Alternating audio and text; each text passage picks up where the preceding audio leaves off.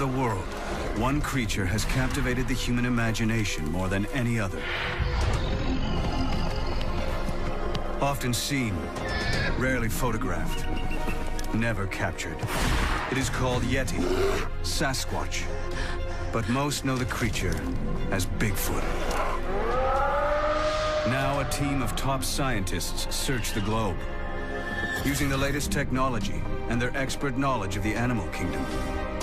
They question the creature's very existence, uncover shocking new evidence, and wonder if we've been searching for the wrong creature all along. Join us for the definitive guide to Bigfoot.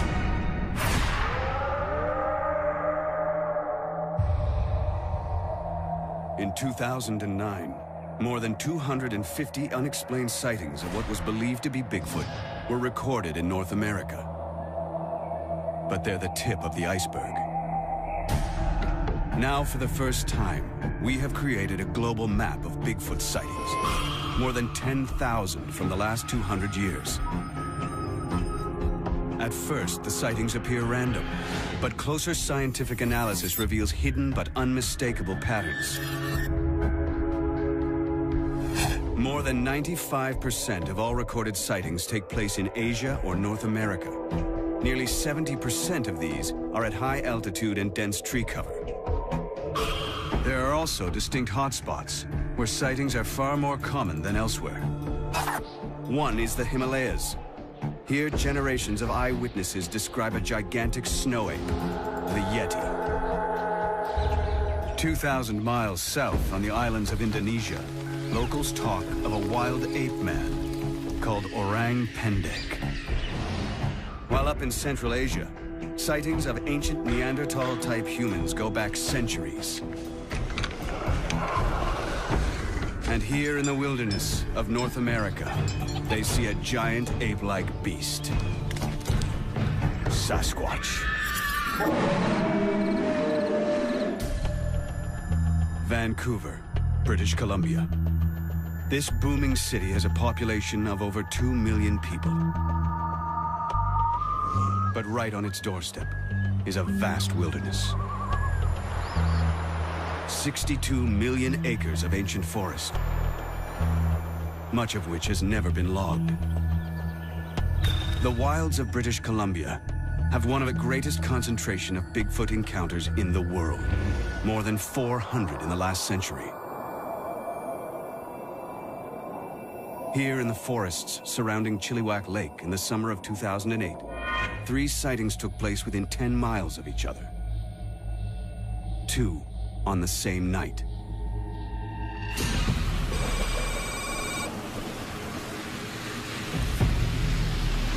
This driver is alone on a remote dirt road.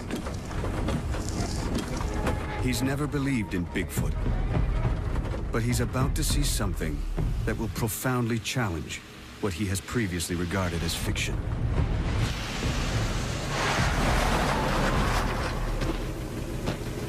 This is the report he filed. I was coming up the road here, in the lights. I seen something, like a bear almost. But I realized this couldn't be a bear. It seen me and immediately left. It moved like a ninja. Nothing can move like that.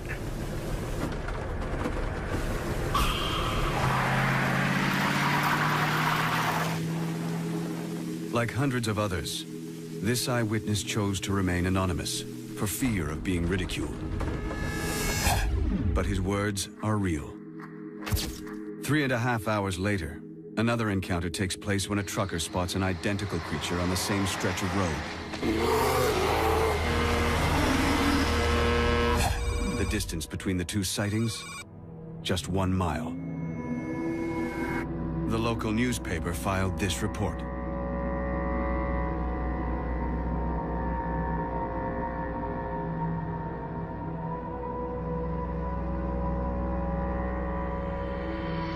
Both eyewitnesses were convinced that what they saw was not a bear. 10 miles away, and 6 weeks later, a third encounter takes place in the forests around Chilliwack. This experienced hunter was out stalking deer off the Ruby Creek Forest Service Road. What happened next has haunted him ever since. Without warning, a rock hurls toward him. I swung my upper body and my rifle over to the side, thinking that it was a bear, and it wasn't. It was a rock in mid-flight. It looked to be about 2 feet long. So I was looking to where it came from. And I saw a flash of black, and it took off through the bush. It took it literally a couple of seconds from approximately this area here to about there. There are no records of bears ever throwing rocks. I come into contact with bears quite often, and it was not a bear.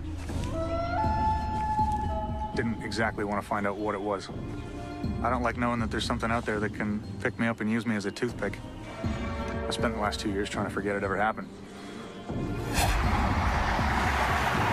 These 3 encounters are just a small sample of the rich history of sightings in this area.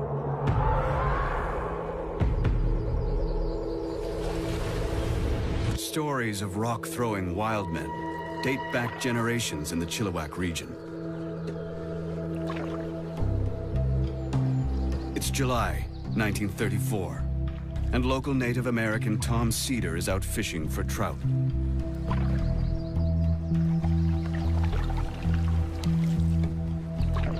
He's lived and hunted in this remote area all his life. But he's taken completely by surprise when what he reports to be a Sasquatch starts hurling rocks, trying to capsize his canoe.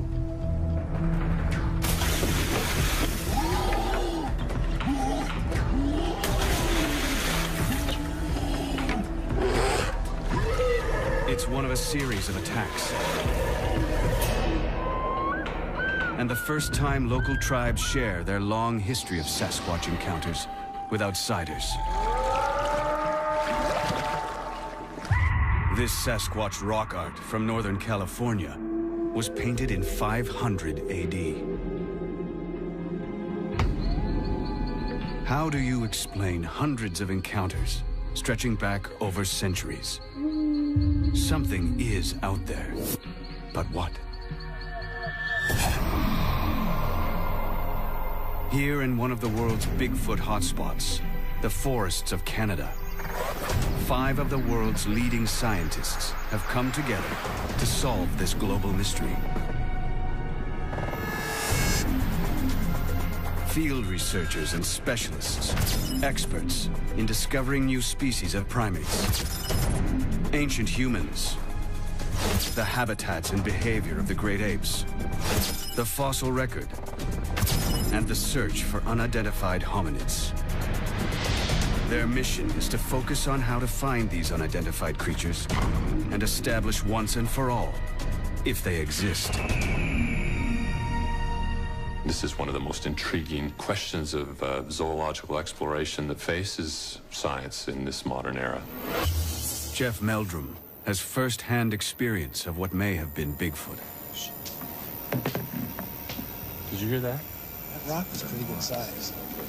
Let's stay here. We've had action. We've had rocks thrown at us. In 2007, he was part of a team besieged by an unidentified rock-throwing creature in a remote Canadian cabin. One of us was urinating off the porch when the first stone hit the side of the cabin. I'm still shaking. Teammate Ian Redmond has led several expeditions searching for evidence of the Yeti. He's convinced something unexplained is out there. If you put aside the hoaxers and the ones that are clearly mistaken identity, there's still a nugget, which is why we're all here. The team will concentrate on a fundamental principle. If Bigfoot is real, it must fit into our understanding of the natural world, meaning it must do everything other animals do, from feeding to finding a mate. The scientists first examine the best evidence available, video and film footage. There are hundreds of examples of this sort of evidence for Bigfoot. Their first task is to eliminate the hoaxes. This video shot near the Canadian town of Banff seems convincing enough, until you realize an identical creature was seen promoting a local business the night before. What is that? Don't tell me that's a Yeti. Then there are the videos where the images are so indistinct, they could be almost anything.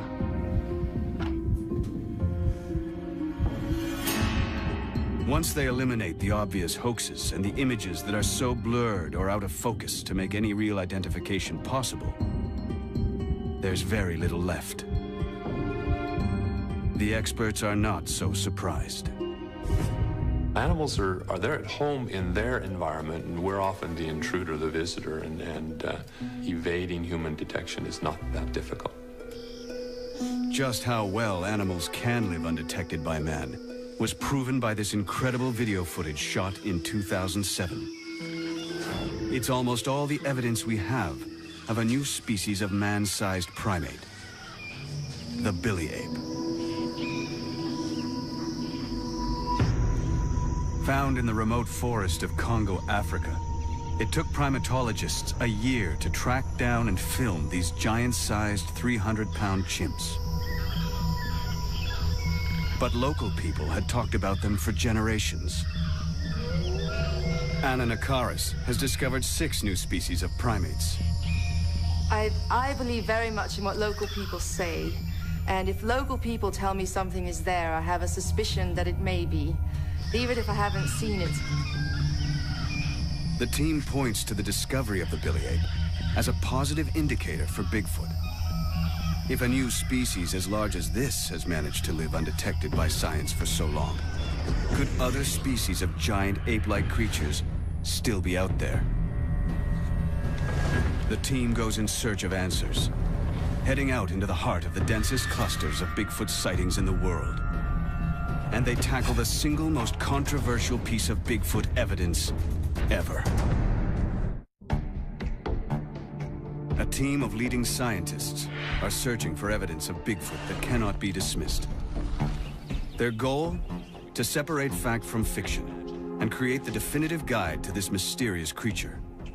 Research has identified the forests of British Columbia as one of its most probable habitats. Now Ian Redmond takes the search directly into the field. He's one of the world's leading gorilla trackers and is using his highly trained eye to look for signs of an unknown species of ape. Redmond is on Vancouver Island, a place where sightings of Sasquatch are so common, it's sometimes nicknamed Ape Island.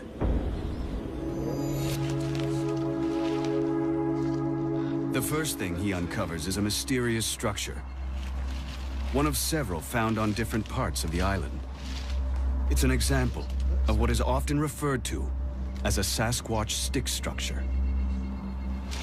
It is intriguing. Whatever did it, meant to do it, it's not an accident of trees falling. We can look all around us and see the odd tree falling, but nothing like this structure, this stick structure, which is what they're referred to as. The great apes all build nests to sleep in. They sometimes interweave bamboo stems that are this sort of thickness and therefore impossible for a man alone to break. And they form a platform above the ground to sleep on. But that doesn't look like anyone slept in it. It's just an interesting structure. But if it isn't a nest, what could it be? Ah, but that is interesting because it was broken off before it fell. Redmond suspects another motive for the structure, which is also common in gorilla behavior.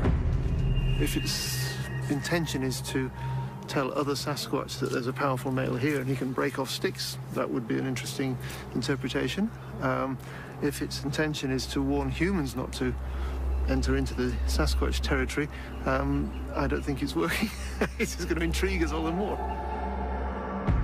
While the stick structures may not be conclusive, the fact is, the global map indicates that sightings in this area date back more than a century.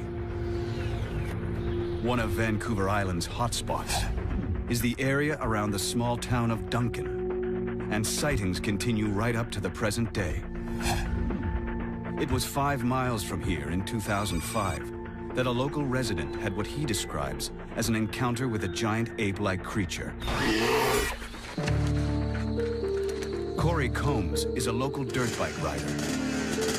He grew up in and around the forests of central Vancouver Island. One June evening, he was out on his motorbike when he saw what he believes to have been a Sasquatch, face to face. Set up camp, had a fire going. Got kind of late, and, you know, I could hear the bushes moving and branches breaking, but I didn't think much about it. But the noises, they kept coming, and I had that sense of something was watching me. And when we got our flashlight going, and the batteries were just about to die, and all I remember was seeing the light shine on its face before the battery died, and that was the instant that I knew exactly what was watching me, that it was indeed Sasquatch. Very distinctive facial features, you know, real broad cheeks, and very predominant eyebrow structure. The face of what looked like an ape. It turned, and then it was gone. And it just left me in just pure terror.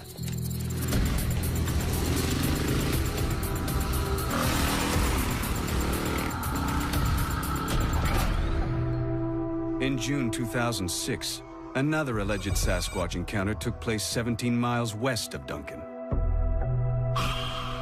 Alan Robertson had pulled onto the roadside with his boat on a trailer when what he thinks could have been a giant ape suddenly attacked.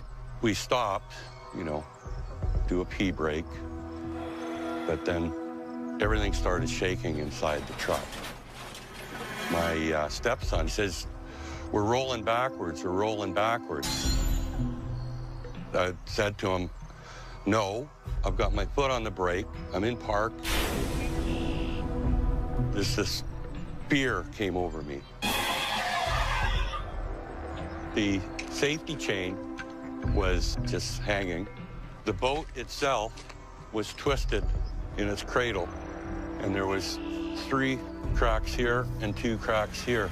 Even now, when you think back, you just, I get, you know, shivers. A third nighttime encounter with what the witness thought was a giant ape took place in June of 2009 on Mount Sicker, 6.5 miles from Duncan. Andrew DeWall was out putting his 4x4 through its paces on a forest road when he pulled in at the top of the mountain to check out the spectacular early evening view. But as he turned to an area of recently logged trees, he saw something he couldn't believe. It looked like your typical picture of a Sasquatch that you'd see on a commercial. It had the flat face, the long draped hair, his arms were down by his knees. And it popped up from behind that stump, just kind of came up.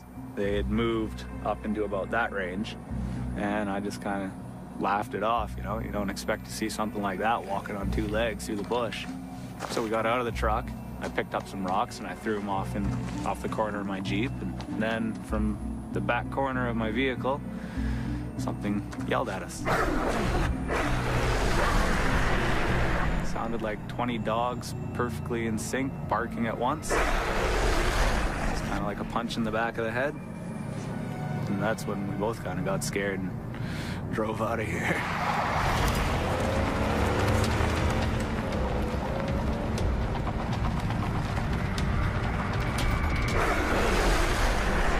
Sasquatch howling like a pack of dogs sounds far-fetched, but gorillas also bark.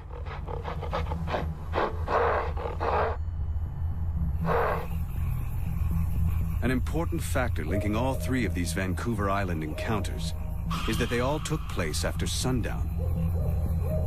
Apes don't have night vision, so how could Bigfoot be active at night? What they could be good at is seeing in the moonlights, because the forest in the moonlight is very similar to the forest at dawn and dusk, and you can see a lot in a full moon. And so if you're clever and you're an ape, most apes are very clever, it'd be a great time to think you could avoid competition by being adapted to those periods. Ian Redmond now joins a team of local Bigfoot researchers on a moonlit stakeout. Cindy Dawson leads them. Her determination to find the truth comes from personal experience. I was on a game trail, and 2 deer come flying up the trail, and I took that as a high alert that something's following them. This animal started vocalizing at me. The sound was so strong, I could feel it, and I was probably 200 feet away. It was like a yell, scream, roar, all in one sentence. Tonight, Cindy's hoping she'll hear Sasquatch again. Her team have come equipped with a high-tech listening device and an advanced night vision camera to perhaps capture its image. The reports suggest that they are often active at night, but the visibility, even in daytime here, is only going to be a few yards in any direction. So it's probably going to be sound that alerts us to their presence. One twilight behavior other local researchers have noticed is tree knocking.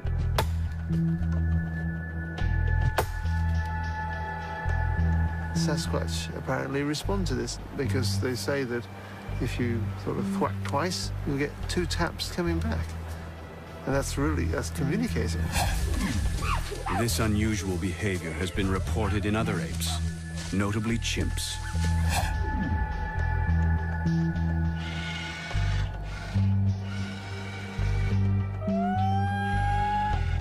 While they wait for a reply, the researchers try another tactic, known to provoke a response from what they think is Sasquatch.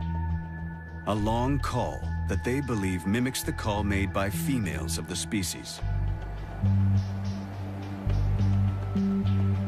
Incredibly, against all odds, a faint reply.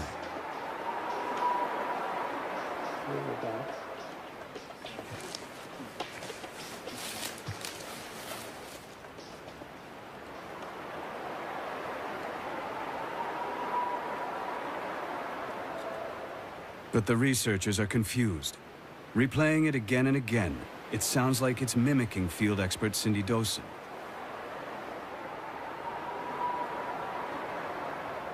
It sounds almost human.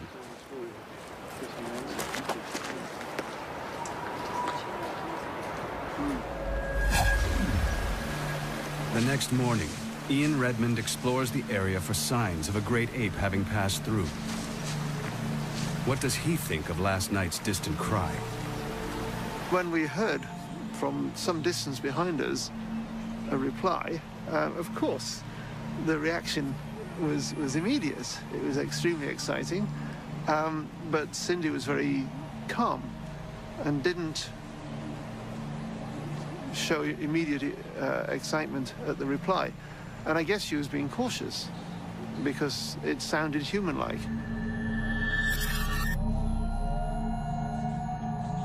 While they investigate further, Jeff Meldrum tries a new technique he hopes will uncover solid evidence. He's teamed up with Bigfoot researcher and habitat specialist John Mayenzinski. They've gone back to the drawing board and come up with a new and untried method for finding Sasquatch.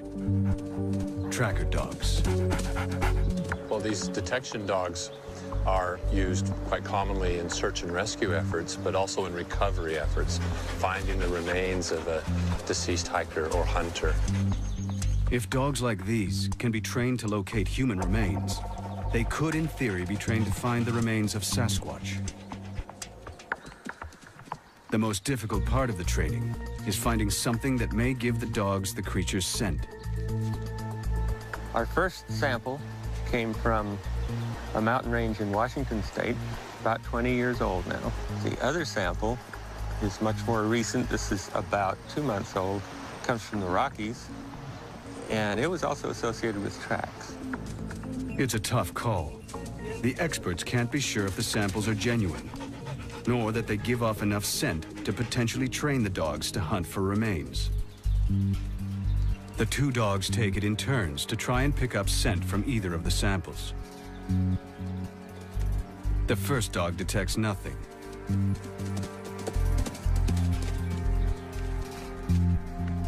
But the second dog registers a definite scent on the second sample. We have to depend on the handlers, and they're telling us that we're getting a distinctive reaction from the dogs that indicates this is not a species of animal they've encountered before. The fact that these dogs are reacting in ways that suggest this isn't either animal that they would be otherwise familiar with or not quite human is very promising. The team needs to investigate what kind of creature they're looking for. Searching for clues, they'll take on the most controversial evidence in the history of Bigfoot, the Patterson film. But can they come to a final conclusion? If there were no hoaxes, there we have a Sasquatch. It is one of the greatest mysteries of our time, the search for a creature known as Bigfoot. Now 5 of the world's leading experts in natural history have come together to create the definitive guide to Bigfoot. Their goal? To see if there is proof that a creature is still out there. Our team has decided to examine the most controversial piece of evidence in existence. It consists of 953 frames of 16mm footage, known as the Patterson film. About 40 seconds of silent footage that has galvanized the world. It was shot here, Northern California, 6 Rivers National Park, Bluff Creek. Here in the fall of 1967 begins the greatest Bigfoot mystery of them all. As our team watches, primate experts Ian Redmond and Anna Nakaris point to the way the creature walks as a convincing argument for the film's authenticity. It is very relaxed, very flowing gait, clearly comfortably walking bipedally. There's no question of awkwardness. Interesting to see how the creature is swinging its arms quite strongly from side to side. That's something almost more than I'd expect to see even from a gibbon. Team members Bill Sellers and Jack Rink remain skeptical. They focus on the man who shot the film and why. For me, this clip is really all about trust. If you saw a clip of film like this from an impeccable source that you believed, then you'd have to take it at face value. This is, a hairy creature walking across the screen. If you don't trust the person who's actually taking the pictures, and you don't trust that it's not a hoax, it doesn't really matter how convincing it looks, because we know that Hollywood special effects and things can recreate almost anything, and it's very difficult to tell. The man behind the camera was Roger Patterson. Numerous people question his motives, including journalist Mike McLeod. Roger Patterson was a really interesting guy. He never had a real job, never wanted a real job. He was an inventor, and by all reports, quite really an artist with his hands. And he always felt that he was going to, one of his inventions was going to pay off. Many think the Bigfoot of Bluff Creek was one of Patterson's inventions. He thought it was possible that something like this could be out there, and that if he could find it, it would be an incredible thing. It'd be like one of the inventions he'd been chasing for so long. He started making these trips on horseback up into the mountains and talking to people in that area, and he came out with a book in 1966. His book contained a sketch of a creature uncannily similar to the one he caught on film just over a year later. Could this have been the prototype? Roger Patterson's ambitions went much further than writing a book. He borrowed money to direct a Bigfoot movie. He was buying cameras and film footage and raw stock and horses. It was while preparing to shoot his movie that Patterson claims to have caught a female Sasquatch on camera, totally by chance.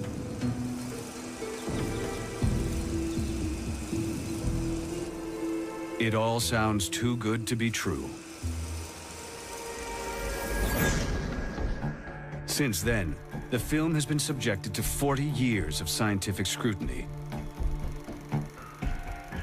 From biometric analysis of the creature's gait and stride length, to markers showing its height in the natural environment, no one has managed to prove it's a fake.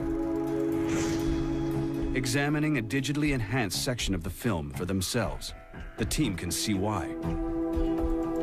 Interesting that they chose a female. I think that's a more difficult thing to fake, is that female anatomy, and it looks pretty natural. And so if it is a costume or if it is a suit, I think they've done it pretty well.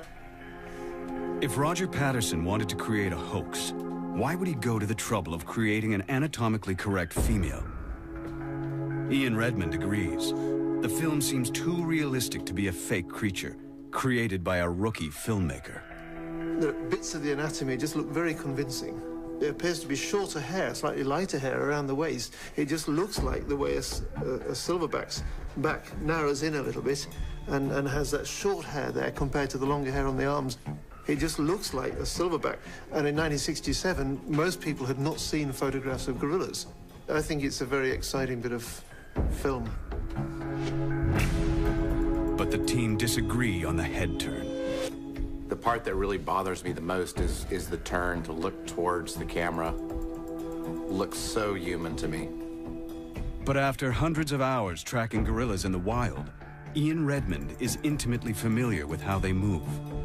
If you work with great apes, you see that many of those mannerisms, the way you stop, listen, look, are actually shared by all the great apes, human and non-human. This remarkable footage of a gorilla, shot in a wildlife park, shows how closely they can resemble humans when walking on two legs. But journalist Mike McLeod thinks he has the story that shatters the Patterson myth. Roger Patterson was broke and he had to provide for his family. And if you're making a film, you can spend a lot of money real quick. And he went through that money zippity. I think he went down and shot that film in California because he just needed to get, that was the money shot. He needed the money shot because any film about Bigfoot, it ain't going to sell unless you got the money shot, and the money shot is the creature. Nobody's ever found a suit. It was either made of cowhide or it may have been rented from a costume rental studio. But in any case, he really brought his artistic sensibilities to the film he shot in 1967, which has become an icon. Jeff Meldrum disagrees. This is anything but just a man in a fursuit. There wasn't spandex, there wasn't Velcro, there wasn't anything but relatively cheap costume fur available, especially to an amateur who might be trying to pull off a hoax. If it's a hoax, it really stands as one of the most sophisticated accomplishments of its time. I have to disagree, actually. It's not. I mean, to me, I look at it, and given its history and so forth, you know, it shrieks at me, man in suit. It really does. Roger Patterson went to his grave, taking the truth with him, swearing both his film and Sasquatch were real. I don't think it's incongruous that Roger Patterson would believe that a creature like that existed and then go out and shoot a fake film. It's actually quite interesting. That's his vision of what it looked like. The team remained divided. Two believe it could really be a Sasquatch. Two are unconvinced. One is undecided. But as our global map reveals, real or fake, one incredible fact is certain. In the years after Roger Patterson's film, places like Ohio, Pennsylvania, Maryland, Texas, and Montana, who have almost no previous history of Bigfoot sightings, have become sightings hotspots. In just 10 years, there are more sightings than in the previous 150, and they just keep coming. Can all these eyewitnesses really be seeing Bigfoot? In my experience, hoaxes have been actually very few and far between, and the challenge that we face is sifting the misidentifications, the over-imagination of enthusiastic investigators for whom every bump in the night, every call in the forest is evidence of Sasquatch activity. It's a bit like the Loch Ness Monster. Anyone who sees a lump in the water hopes that's what they're seeing. The team decides to investigate this massive surge. One of the places with the greatest rise in sightings of Bigfoot-like creatures is Florida.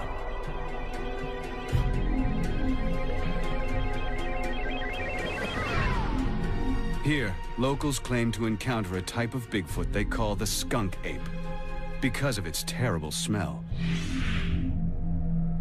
In December 2000, these two photographs were sent to the Sarasota Sheriff's Department.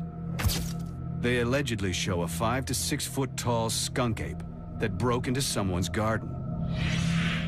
Is this creature fact, fiction, or a case of mistaken identity? Florida's tropical swamp is an ideal habitat for an ape, but the scientists are highly skeptical it's Bigfoot.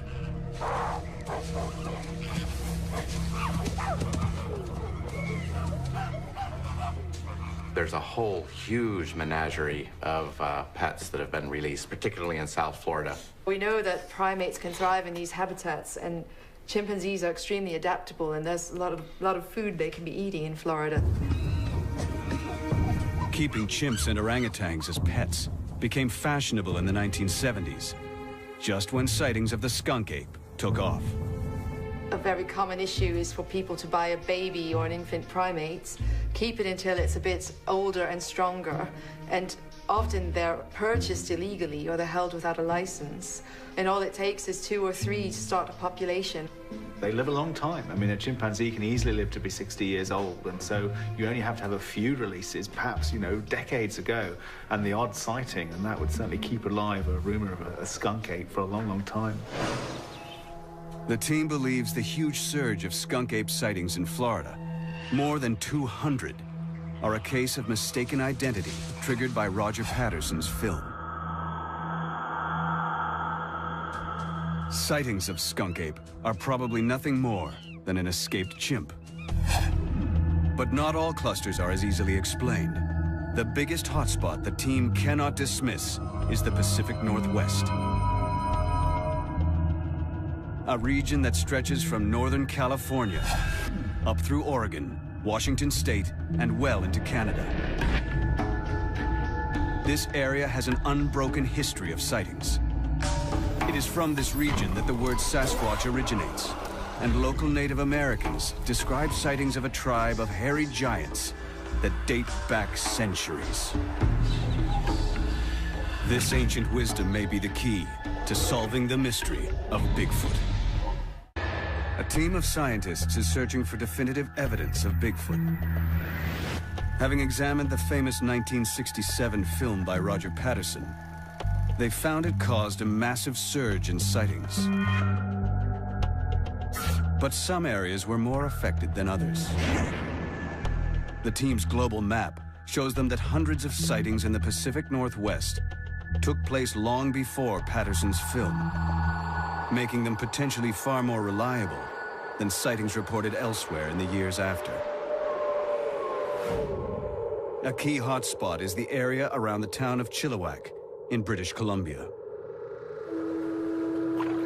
There were a cluster of sightings here in the early 1930s and 40s.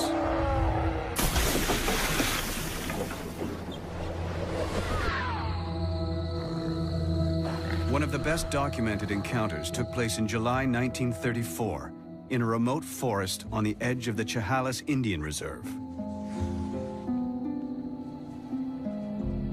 Millie Saw and a friend are at home.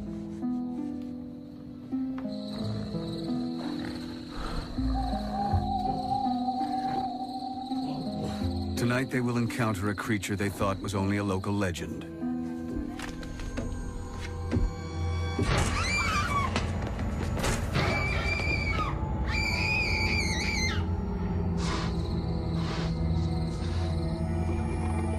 The two women report a giant hairy hand at their window and being trapped for the whole night by a monstrous creature. It's an untarnished record from impeccable witnesses. And they're not alone.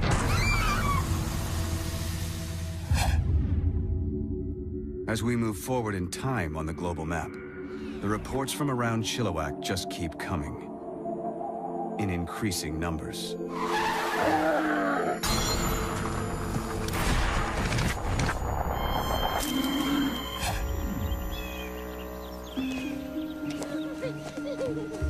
September 1941. This is Jenny Chapman and her young children. They're a respectable folk, known and trusted in the local community. It's a typical afternoon. The kids are playing, and Jenny is hanging her laundry. Her husband, Jack, is at work on the railroad. They're alone. Their home is miles from the nearest town. The forest is close and dense. And something is out there.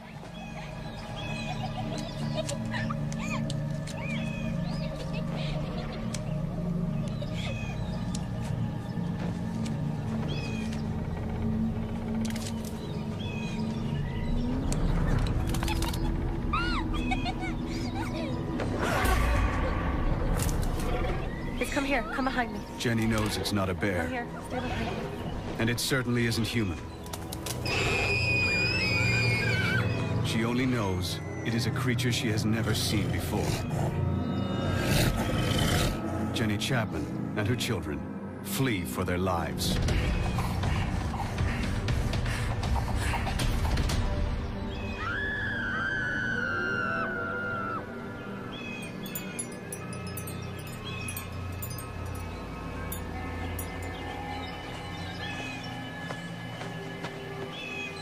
Jack Chapman arrives home at dusk.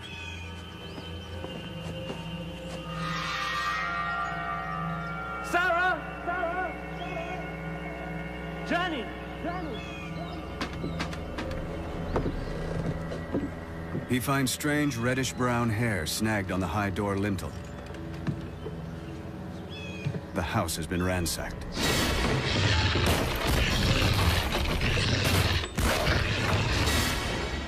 A 300-pound fish barrel has been lifted, broken apart, and the fish stolen.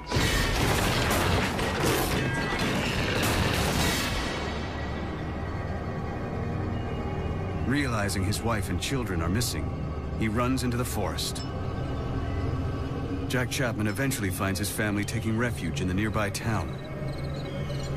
The family never returns to the homestead.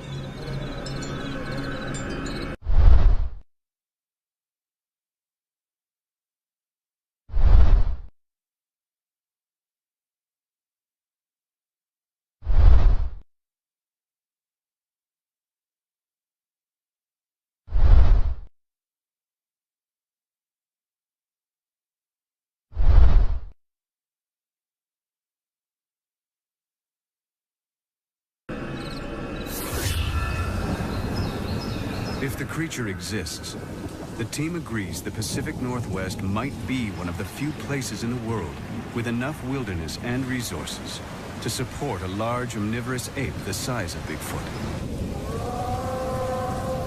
But there are some crucial questions they need to answer.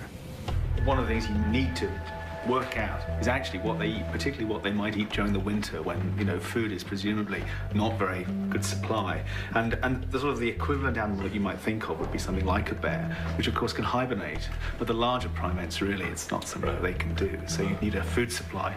Yeah, right. And in the Pacific Northwest, I mean, one thing to bear in mind that the coastal forests of British Columbia, for example, has very little snow accumulation during the winter.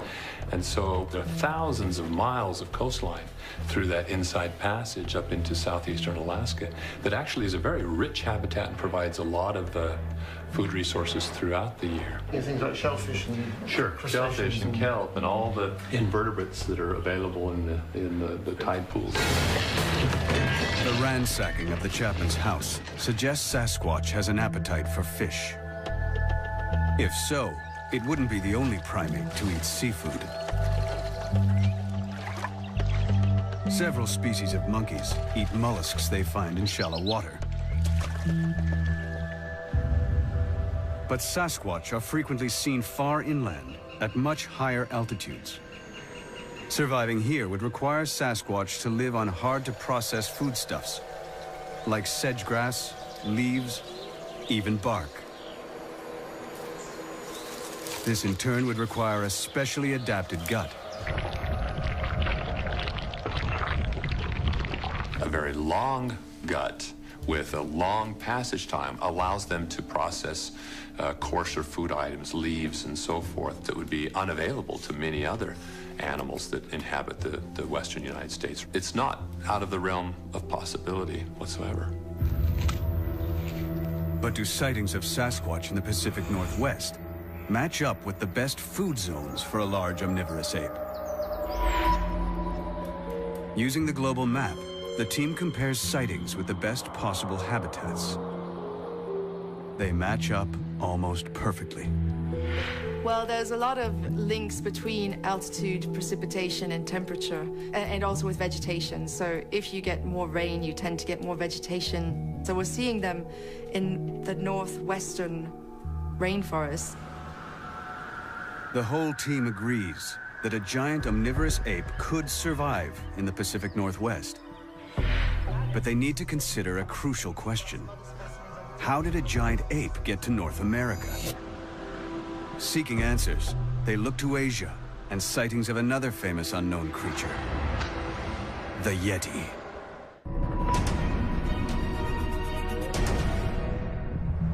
Searching for evidence of Bigfoot, a team of scientists has been exploring the Pacific Northwest. They found an ideal habitat for an omnivorous great ape. Now they investigate reports of similar creatures in Asia, searching for links between them and an answer to how Bigfoot got to North America. Their first Asian location, the mighty Himalayas, the highest mountain range in the world. It's home to what local peoples know and fear as the Yeti. From our global map, our experts can see a tight cluster of sightings at altitudes over 9,000 feet above sea level, with an annual snow and rainfall of 40 inches. The most important evidence for Yeti is footprints. In 1951, climber Eric Shipton was at a height of 20,000 feet during an expedition to Mount Everest, when totally unexpectedly, he came across these ape-like giant prints. With no other humans living even remotely nearby, he was convinced they must have been genuine. Jeff Meldrum has a cast of the original Shipton footprint, and he's convinced it definitely came from a real creature. It's quite distinctive in that the large toe is divergent from the remaining toes. A more thumb-like appendage. The Shipton footprint is further enigmatic in the fact that the second toe is quite enlarged. This may be a natural feature, or it could also be a pathology. We don't really know, since only a single footprint was documented. It seems extremely unlikely that someone would add an injury to a faked footprint. And even more improbable that they would fake footprints on a remote snowfield more than 20,000 feet up in the Himalayas. The trouble is, this seems an unlikely habitat for a giant ape. Primates are basically tropical animals. The sort of temperate, very cold areas that you see Yeti in are really very different from what you'd expect to see with a modern primate.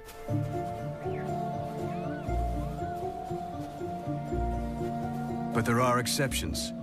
These Japanese macaques live at an altitude of over 10,000 feet and further north than any known primate. They've adapted to survive in temperatures of -4 degrees Fahrenheit.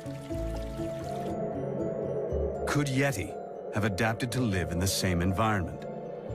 There are other primates that are adapted for high altitudes, and they have very huge home ranges. I don't think Yetis live in the snowfields. I think they pass through the snowfields, and they spend most of the time foraging in the forest where the food is. And on my one visit to Nepal, I was impressed by the number of food plants that were the same as mountain gorilla food plants. Yeti's available diet and its footprints suggest it could be a creature closely related to a giant mountain gorilla.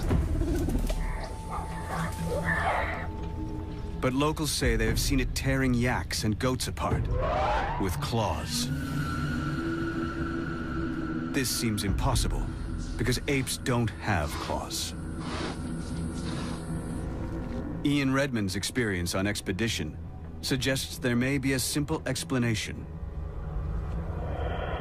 I found the carcass of a wild goat, which had been eaten by a predator, and there were big cat prints nearby. But I would think that any intelligent hominid coming across a carcass killed by another predator would immediately avail himself of it. Rather than kill yaks and goats itself, Yeti could be a scavenger. The team has little other evidence to go on. Tibetan and Nepalese monks treasure Yeti hairs and bones as sacred artifacts.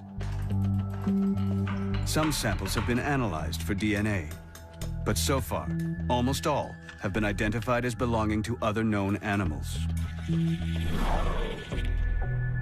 But the Yeti isn't the only unknown giant creature in this isolated part of the world.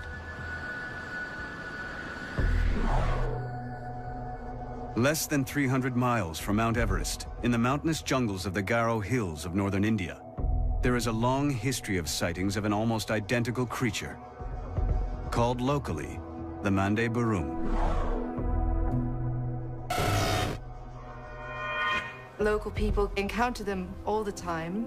They see them in the forest. They say in general they're quite gentle, that they don't really harm you, but they're still extremely afraid of them. Descriptions of the Mande Barum and the Yeti show such close similarities. Team member Ian Redmond thinks they are the same species, just adapted to different environments. I think of it as the lowland Yeti. It's not up in the snowfields, it's down in hot, steamy tropical forests of northern India. Evidence for this lowland Yeti is even more difficult to track down. It's actually very good luck to get a piece of it.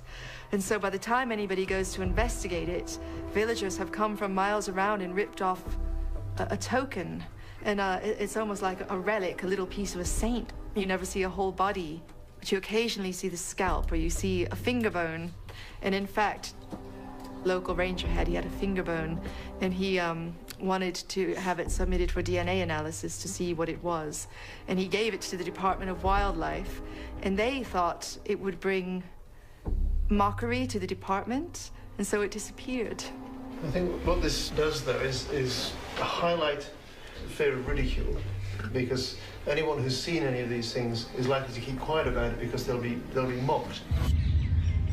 1,000 miles east, in China, is what may be a third variety of Yeti. A creature the Chinese call the Yeren. In the mountainous forests of central China is a cluster of 200 sightings. But these are just reports from the last few decades. Legends of encounters with the Yeren, or wild man, date back to 200 BC. Yeren, Yeti, and Mande Barum, three almost identical Bigfoot-type creatures, all sighted within a few hundred miles of each other.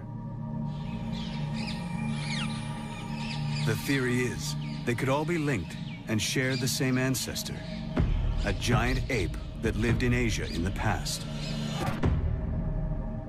Remarkably, discovered only a few hundred miles south of these three clusters of sightings, is fossil evidence of a giant prehistoric ape.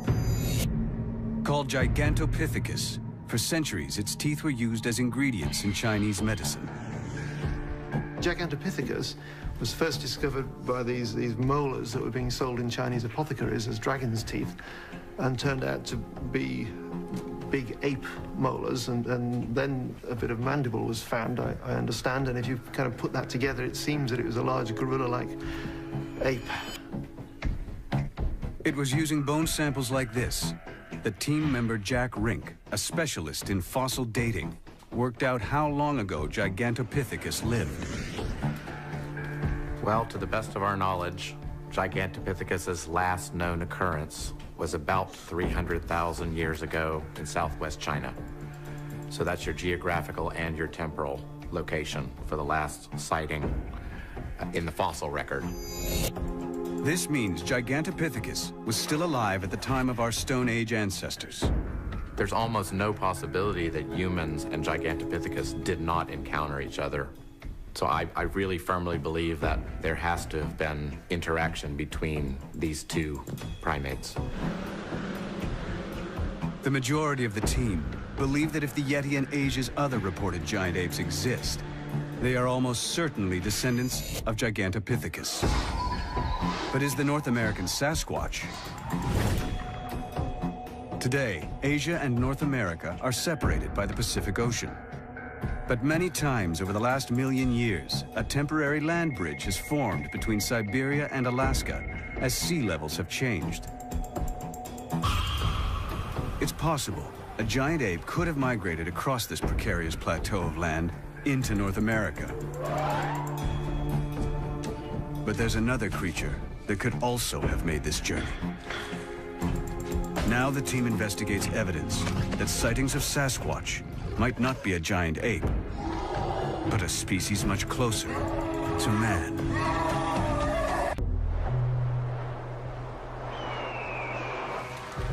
One summer afternoon in 2007, Robert Wilson was driving in a heavily forested area on Vancouver Island. He didn't know it, but the area had a long history of Bigfoot sightings. Suddenly, he caught sight of something totally unexpected. At a place called Maureen Creek, I'd just gone over the bridge when I saw through the trees what I thought was a bear. Slowed down and saw what I can only describe as a large, hairy man who looked caveman-like, if you wish, or sort of a Neanderthal features. As big as a bear, you know, easily. But it wasn't a bear, it had human features. I just couldn't believe what I was seeing, but I could see very, very clearly. Wilson's incredible sighting points to the possibility that Sasquatch may not be a giant ape at all, but could be some kind of prehistoric human. Our experts' global map reveals hundreds of sightings of giant Neanderthal-like humans all across Asia. The greatest concentration of these is in the Caucasus Mountains, south of Russia. These sightings became so numerous that over time the creatures were given a name. They are called Almas, or Almasti, meaning wild people. One of the most compelling and reliable of all the reports about the Almas was documented in 1925. General Mikhail Stepanovich Topilsky of the Russian Red Army attempted to surprise what he'd been informed were rebel soldiers hiding in a remote cave.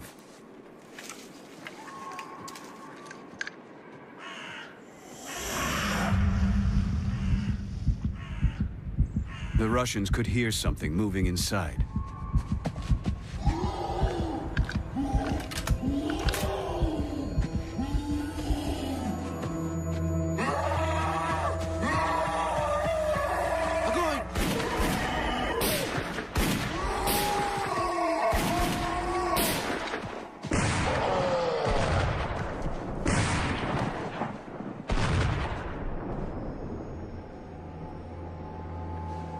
To their horror, the general and his men discovered they had gunned down not a modern enemy, but some sort of prehistoric human.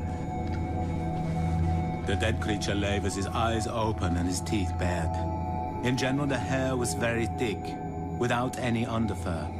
The knees were completely bare of hair, and there were callous growths on them. The color of the face was dark. The nose was flat, with a deeply sunken bridge. Well, the eyewitness descriptions of the Almas, a heavily muscled body with a thick torso, deep-set eyes and heavy brows and very prominent cheekbones and thick jaws, could easily represent the Neanderthal. But Neanderthals were only one of what we are now discovering to be a whole range of different types of early human. One of the really interesting things about human evolution that we're now finding is that it's not a kind of evolutionary tree. It's more what we call an evolutionary bush. And there are lots of little side branches. There are lots of cousins of humanity that didn't go anywhere. Evidence for other primitive human-type creatures has been increasing dramatically. fact, fossil evidence of a human relative has been found on the island of Flores in Southeast Asia, and it shows that this creature was alive until recently. Unlike the Almasty, they are very small, but they too are a separate species from modern man. Scientists named the creature Homo floresiensis. Homo floresiensis, the hobbit, is always described as an example of island dwarfism. So this is an animal that's found itself on an island with none of the normal competitors that it would normally have. And there is no need for it to be big anymore. Nothing's going to eat it because there are no predators. And so the particular ecology it's in is favoring being small. Fossils of this real-life hobbit date to 10,000 years ago. But locals on nearby Sumatra have long spoken of a legendary small forest man they call Orang Pendek. Could this be the same creature? Or perhaps an even more primitive subspecies? Anna Nakaris has worked extensively in Southeast Asia, where she has discovered new species of primates. She's convinced local people's stories of Orang Pendek are reliable and of a real creature. Local people can be extremely reliable, and there is a lot to say in listening to the stories of the people that live in these remote places. The thing that's so fascinating to me is the life that's been breathed into the legend, so to speak, by the recent discovery of the Homo floresiensis, the hobbit. You know, the prospect of a relic population of hominid or another type of primate might not be so far-fetched. Incredibly, just as these local stories have proved Orang Pendek might have a basis in fact, so too, new evidence reveals what might be the remains of the real-life Almasty. In March 2010, an amazing new discovery was made on the borders of Russia and Kazakhstan, in the same region as the 1925 encounter.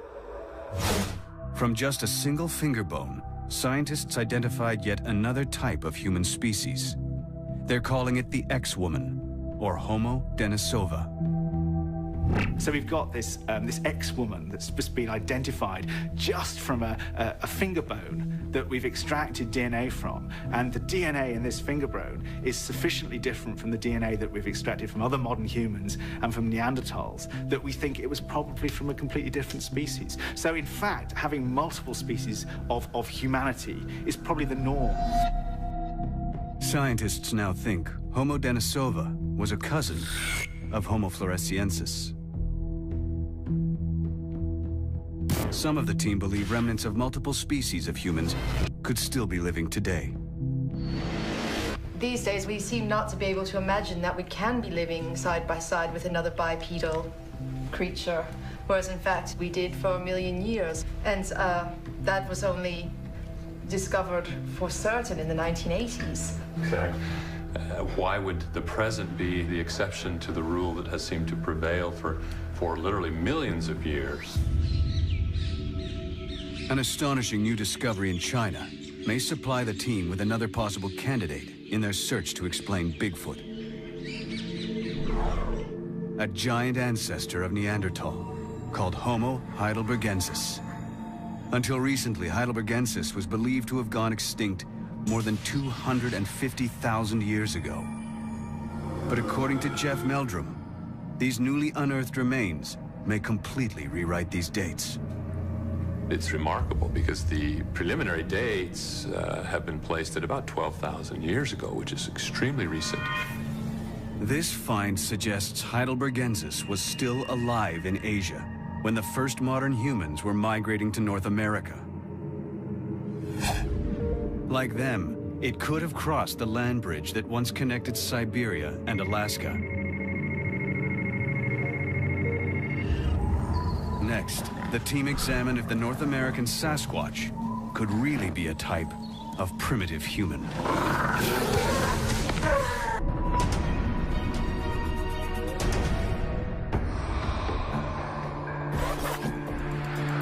In their quest to find definitive evidence of Bigfoot, a team of scientists is examining the possibility that the creature may be a type of early human. They've been investigating a potential suspect called Homo heidelbergensis, a giant ancestor of Neanderthals, which could have crossed into North America from Asia. They turned to one of the earliest written records of an encounter with Bigfoot.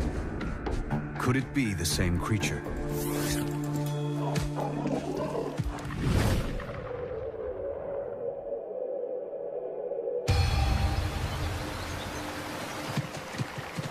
(1891). Herman Gilbert and his brother-in-law have come west to stake a claim for land. They're in Northern California, at the southern end of the Cascade Mountains. This is the same area where Roger Patterson will shoot his famous film of a giant ape-like creature 76 years later.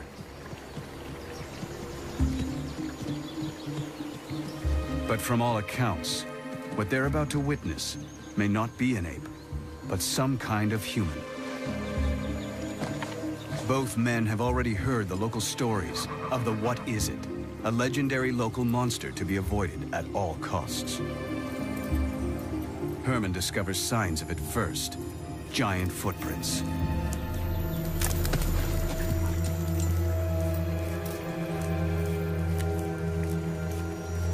Bones and gore litter the area.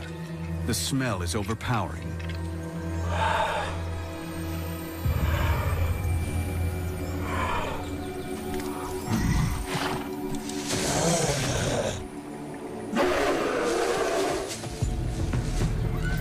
Then they spot the creature itself. A huge, hairy man, bathed in blood, beating its chest and wailing in anger.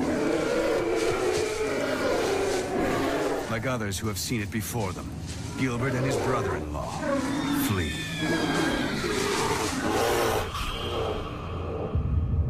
This early story of Sasquatch clearly describes a Neanderthal-like man.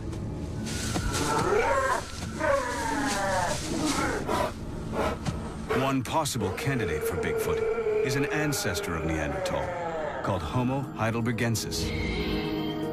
Heidelbergensis was the biggest known ancient human. We have specimens a towering 6.5 feet tall, but there could easily be others that were much taller.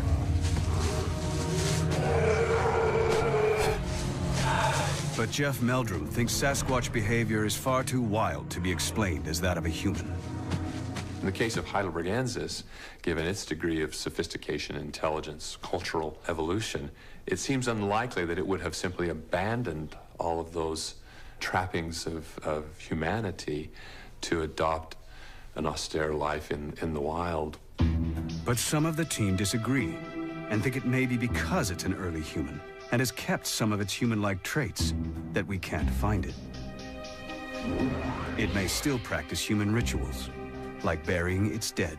Perhaps they bury them in unmarked graves. They don't just die and rot in the forest. There is some ceremony involved. That would account for not finding remains. Maybe due to competition, these large-brained, intelligent human species are really doing their best to avoid humans. And so they've gone more or less into a cryptic behavior, operating at a time when we don't see them or in habitats we don't choose. But sometimes our worlds do cross, as the Chapmans found out when their house was ransacked in 1941. It's likely Homo heidelbergensis could easily lift and smash a 300-pound barrel of fish.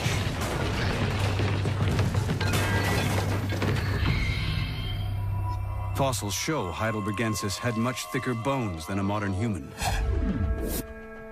Bone's expensive, so if you've got thick bones, then you're going to have fairly big muscles to operate these things. Thick bones, big muscles, and therefore you were stronger.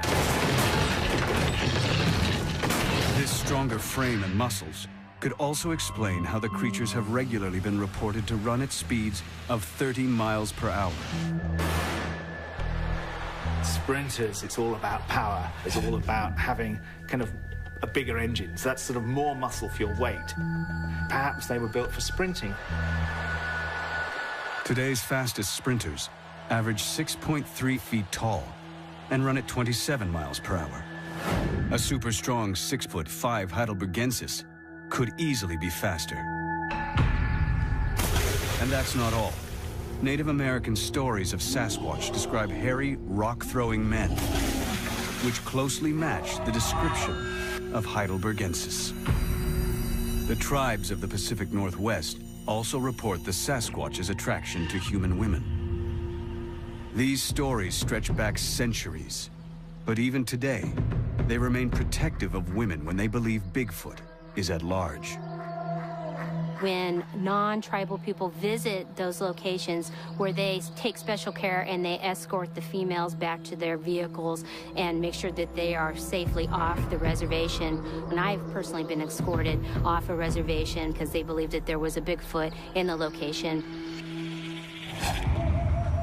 One woman who says she knows what it's like to be pursued by a Sasquatch is Cindy Dosen. In April 2008, she was out in the forest around Maple Mountain, Vancouver Island, when an unidentified giant creature pursued her.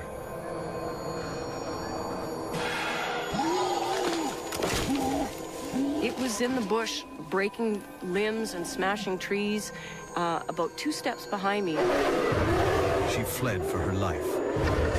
This thing screaming and hollering at me. I need to hide, get out of the way. It was like it was hurting me or pushing me along. The creature chased Cindy several hundred yards until she reached the safety of her 4x4 and sped off.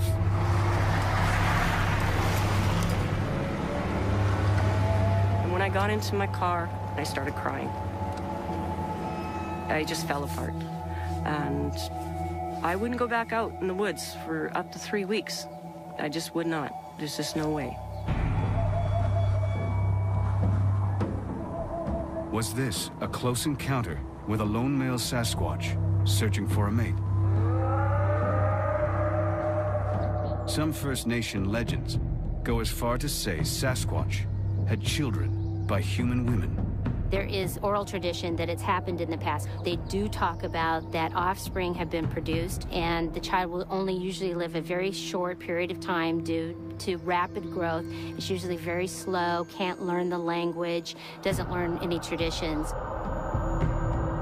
But if Sasquatch really is a Heidelbergensis, mating with a human might not be as far-fetched as you might think. Recent genetic research has revealed early modern humans mated successfully with Neanderthals. Many people today still carry Neanderthal genes.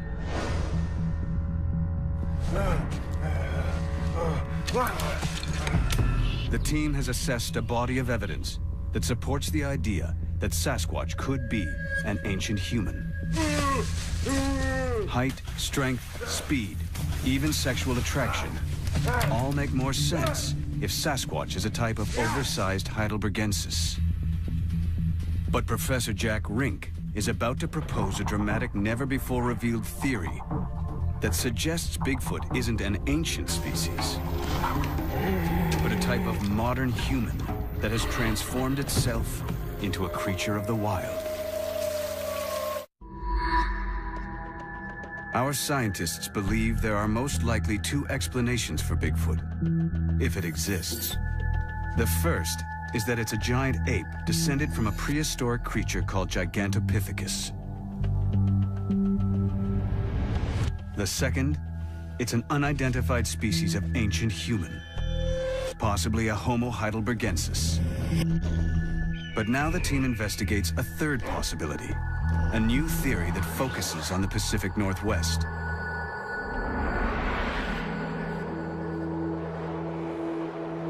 Could sightings of Sasquatch be explained not by giant apes or prehistoric men, but by modern-day humans? Based on research into the Native American Squamish Nation, Jack Rink has learned of the secretive training rituals that must be undertaken by the tribe's shamans.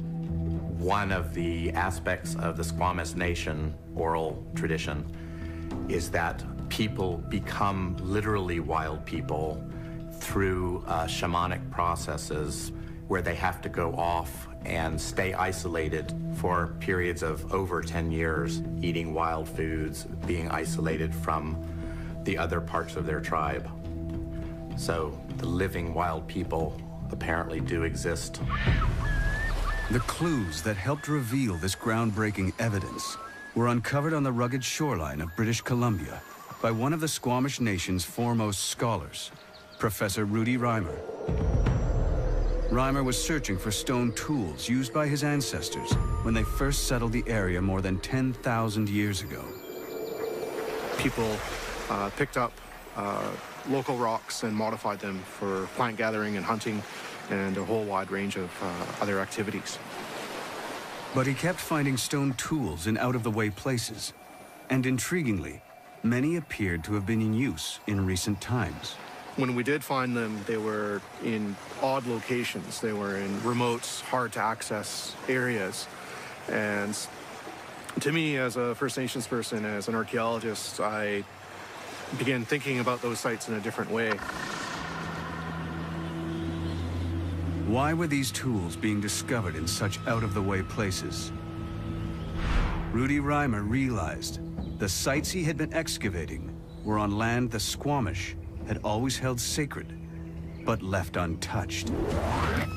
These remote places were reserved for what traditions called the wild people, the Smali. I went into certain areas of our territory. The elders would ask me, so, well, why are you going there? That's where the wild people live. But Reimer realized even the elders did not know all of the tribe's secrets. For millennia, Squamish shamans, the tribe's priests, had undergone a form of initiation known only among themselves. They would disappear into the wild, remote places to learn the secrets of nature.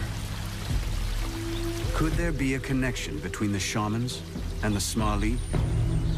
Finding stone tools at the same remote sites seemed to prove it. While they were out there, it would be very common for those individuals to use stone implements. And as a result, we find remnants in very remote locations where people would have gone to do those spiritual training, those physical training activities. But how could shamans be mistaken for Sasquatch? The young men who undertook shamanic training were expected to live in complete isolation from the rest of the world. They were forbidden from coming into contact with people. Cut off, even from their own tribe, their training could take years. In the process, gradually transforming them into unrecognizable wild men. After a few years, they would have appeared very differently than someone living back at their home village, interacting with plants, animals, being on their own for extended periods of time. You know, they would have become very physically fit. Their hair would have become very long and unkept, but they also be behaving differently. They may be mistaken for what we call an ape or a strange creature dwelling out in the wilderness. Some traditions even speak of these wild young men covering their bodies in thick horsehair moss to keep warm. If someone was wearing a coat of black lichen, of course they'd look like a hairy man, but at the same time, are they doing that because they want to look like a Sasquatch as part of their ritual? It's easy to see how the legend of hairy wild men was born. My perspective offers a cultural explanation for what we call Sasquatch, or what we in the Squamish Nation call Smiley, the wild people.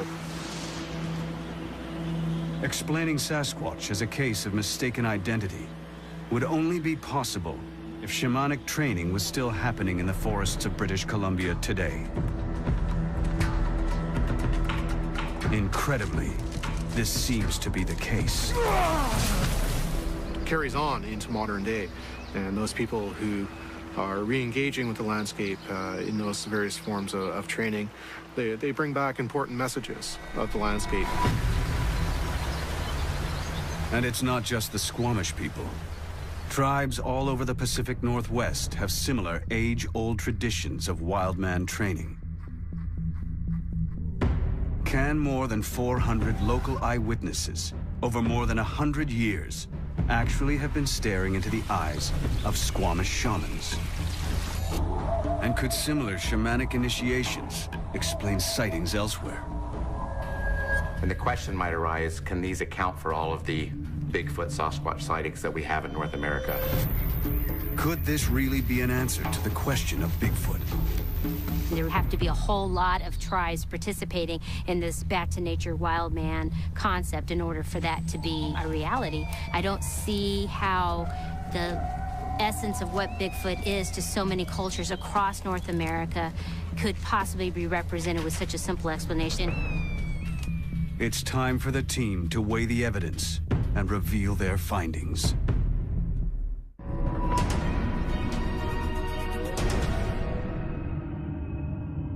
The team investigating the worldwide mystery of Bigfoot is coming to its conclusions. They've narrowed down their inquiry to 3 potential suspects for what the creature, if it exists, could be. Now they consider this 3rd and latest suspect, Native American shamans training in the wild. Can these account for all of the Bigfoot Sasquatch sightings that we have in North America? It wouldn't account for the 16-inch footprints, though, would it? Ian Redmond has spotted a major flaw in the shaman theory. The creature is named Bigfoot for good reason. No ordinary human could ever leave footprints like these. Studying the giant-sized footprints allegedly left by Sasquatch is Jeff Meldrum's specialty. He's studied hundreds of them and found the distribution of sizes follows a pattern identical to a real animal species. This is exactly the type of data we would expect if we were, in fact, sampling a real population. But the existence of hoaxers makes any definitive conclusion drawn from footprints alone uncertain. What we really need is a live specimen. Or the next best thing, it's bones. As soon as you have a skull, everyone is happy. You've got all the information you need, particularly things like teeth, because, you know, they're so different between different mammal species. If you had, there'd be no argument. It would be kind of a done deal. There is no fossil evidence either, but some of the experts are not surprised. We know virtually nothing about gorilla fossil history because they live in forests. And in forests, fossils don't form very well. There's this scrabble for nutrients. An animal dies, it decomposes, and all the nutrients go back into the trees or other animals, and you don't get fossils. But if Sasquatch is a giant ape, there is other evidence the scientists might expect to find. If they're eating all this vegetable matter, they're producing a lot of dung. Perhaps they bury it. Perhaps their tradition is to scoop a hole, defecate in it, and cover it. And that's why we never find dung around the forest where they live. All the scientists have are tantalizing clues. Hair samples that don't register as any known species. Recorded calls in the night. And most crucial of all, thousands of eyewitness reports from all over the world. Using their global map, the team has advanced the search for Bigfoot in unexpected new directions. By analyzing clusters of sightings, they have revealed fascinating new insights into its likely habitat, behavior, and ancestry. Most important of all, they have shown how the Roger Patterson film of 1967 set off an unprecedented wave of sightings that continues to this day. But by closely examining the changing patterns of data before and after Patterson's film, the team has turned the clock back and filtered out many of the distortions the footage has caused. This helped them rule out either hoaxes or cases of mistaken identity, like Florida's skunk ape, which the team believes is probably one or more escaped chimps or other species of ape. On the other side of the world, in the forest of Sumatra, the team found the opposite, a history of sightings that cannot be explained by mistaken identity. What the 3-foot-high orang pendek is, no one yet knows. But most of the team thinks it's a genuine case of an unknown creature. I think of all of them, that's got a very strong possibility to be discovered. Elsewhere in Asia, by analyzing sightings of Yeti, Yeren, and the Mande Burung, the team found they were all reported within a few hundred miles of each other. The discovery of fossils of a giant ape called Gigantopithecus, found in the same part of Asia, pointed to what might be their common ancestor. But they also examined striking fossil evidence of another potential Bigfoot suspect, the Neanderthal-like Almasty. If such creatures exist, they must have crossed into North America from Asia along the now vanished land bridge called Beringia. The final question our experts must confront is, did they? Bill Sellers thinks not. This is an absolute case there that we've not got the cut and dried evidence. We've got no skull, we've got no bones, and eventually we have to admit that we should have that. But Jeff Meldrum is optimistic. Like the recently discovered X-woman, just one bone could change science's view of Bigfoot overnight. A single tooth could make all the difference. Suddenly, I think there would be much more interest in the Sasquatch question from the mainstream scientific community. Jack Rink remains open-minded about the existence of giant unknown apes in the world. I'm not completely convinced that we are dealing with a mistaken identity phenomenon. I think there's a considerable amount of evidence that there may be, in fact, some primates out there. Anna Nakaris and Ian Redmond believe the sightings are strong enough to warrant further detailed investigation.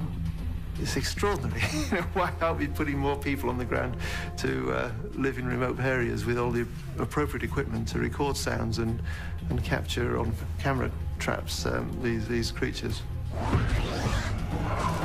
But what creature do they hope to find? Well, certainly there is a lot of difference of opinion as to what the nature of the Sasquatch is. There are those, such as myself, that hypothesize that it's much nearer an ape in its nature. But there are also others who maintain this is a type of person. If that is the case, then we really have to sort of redefine what the label human encompasses. Whatever Bigfoot is, remains a mystery we may never solve. Like many extinct species, it may already have vanished into history without leaving any physical trace. But if it still survives, it surely hides in the last remote and unexplored places of our planet, constantly keeping just one step ahead of us.